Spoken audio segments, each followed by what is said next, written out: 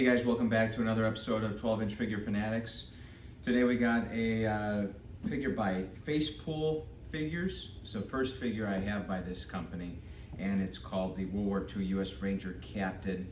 This is the character in Saving Private Ryan, played by Tom Hanks.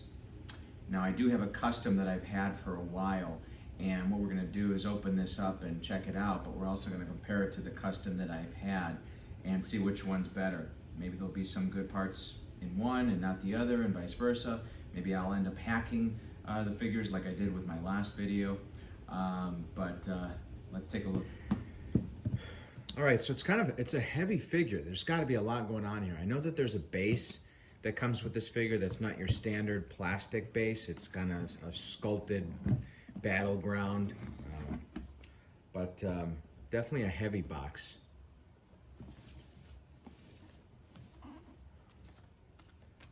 All right, straight to the figure. Okay, yeah, I like the likeness here. So the head sculpt itself is impressive. I think they did a very good job. As a matter of fact, one thing that I see in this figure that I haven't seen in Tom Hanks head sculpts before this is, if you look on the side there, so he was a little heavier in the film, and he had a little bit of a low-hanging chin. I wouldn't say a double chin, but it could have gotten there at some point if he hadn't intervened. But yeah, you could definitely tell that they took care of that with this head sculpt. So I like that. It's got a little bit of a weight to his face. The uniform itself, I mean, they could have made it weathered, because, oh, sorry about that. Through most of the film, his uniform didn't look fresh. As a matter of fact, I mean, the beginning scene, we saw him landing on the beach, and he got pretty messed up pretty quick. So they could have weathered the uniform a bit. I'll do that myself. But it's pretty good. They've got buttons on here. They're sewn on. Let's see here. This is snap button closure on here. Something's wrong with this foot. I hope it's not broke. No, it just needs adjustment. Yeah. So the buckles on here are great. I'm glad, after the suspenders I had to deal with the last video, I'm glad I didn't have to buckle this all in there. So that's nice. And then he's got the rank on the collar here, and it looks like it is glued in. So got to be delicate with that. I've had some figures where that kind of thing will become unglued pretty easily and then get lost. So, but it's a nice figure so far. Let's take a look at everything it comes with. So it's got this pouch, nothing inside it, but it's got some padding in there to give it some puffiness.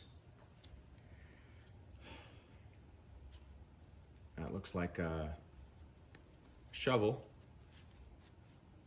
Yeah. Okay, so that folds out. That snaps in there, it looks like. Yeah. So that's pretty cool. And that's weathered pretty nicely. It's got some silver on the edges there to make it look like it's been used. So that's pretty nice. They didn't have to do that. Especially since it probably wouldn't be exposed the way most people would display this figure. So yeah, good touches there. And it looks like it'll clip in. It looks like it's gonna be a pain in the butt. We'll see when I get that going. Got a pistol holster, and it says US on there. So good detail on that. Got a belt, also says US on there. Another detail they didn't have to do, but they did, so I appreciate that.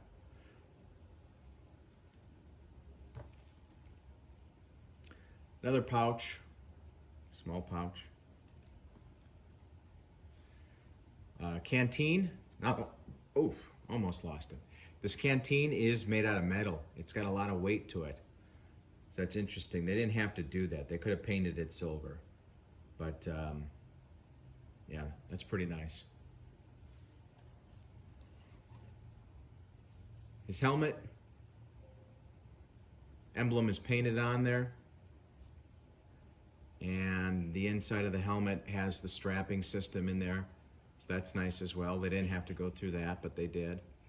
So far, the theme here is that they're going through a lot of things that they didn't have to do to put this figure together. A lot of added details, extra steps. But of all things for them to make plastic, we've had a plastic canteen, a plastic helmet, and they made, a metal canteen and a metal helmet, and they made the rifle plastic. So I'm kind of surprised by that, especially since they went through the trouble of making the strap detailing made out of metal. So that's going to be a ding on my final score for sure. Removable magazine. That's nice. And looks like the slide does go back and exposes the chamber. So that's nice. It's not spring loaded, but it does go back. Well, that surprises me. No. Got 2 extra magazines. 2 extra magazines with ammo inside. And Beretta. And slide does go forward, but it doesn't go backward. Interesting. Unless, no, it doesn't go backward. But the magazine does come out. So that's nice. And that's made out of plastic as well. Anything else hiding in here? No. All right, pretty intricate vest here. Got a lot going on. All the pouches have, it feels like foam, cut foam inside to push them out a bit, give them some volume.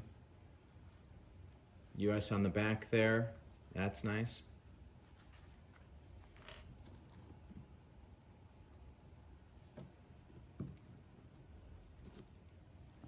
Extra hands, 3 extra hands.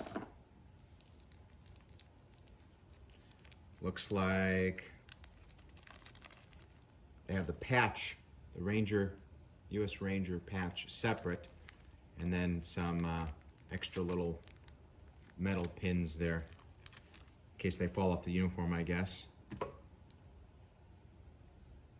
Pretty standard here on the base so far. This is what added the weight. Holy cow, this thing is heavy. Wow. So it's got some good dimension to it. I like that. It's got good detailing to it. But man, is it heavy. It's also got felt glued onto the bottom. That's a nice touch. They didn't have to do that, but I guess they're looking out for whatever surface you display it on, keep it from scratching up. So that's very considerate of them. And then this just sits in here like this. All right, so now I'm gonna put this figure together with all the little accessories, and we'll see how it looks all displayed. And then we'll finish up with comparing it with my custom that I've had for a while and see which one comes out ahead.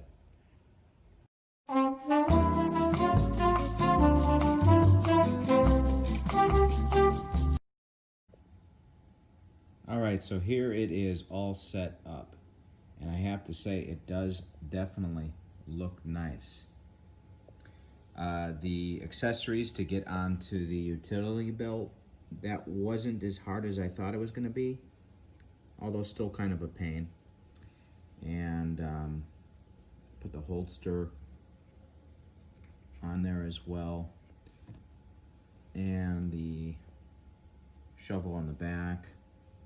Now the thing I gotta say with this, at first I was impressed that this canteen was made out of metal, but I was also worried because it is so heavy. It sits on the belt and just kind of hangs low because it's got such a weight to it. So that is definitely not appealing. I'd probably have to secure that down a little bit better. But other than that, the head sculpt looks great. I like how they just really went all out of the way, putting as much detail into this as possible. And I don't know how many other figures they have out on the market, but they're pretty fresh to the scene. And I imagine, you know, they're trying to get a good reputation, and maybe that's why they went so far on this figure, because some of the other major manufacturers don't even go through the effort that they did. Now let's compare it and do a battle against my custom. I'll bring that in.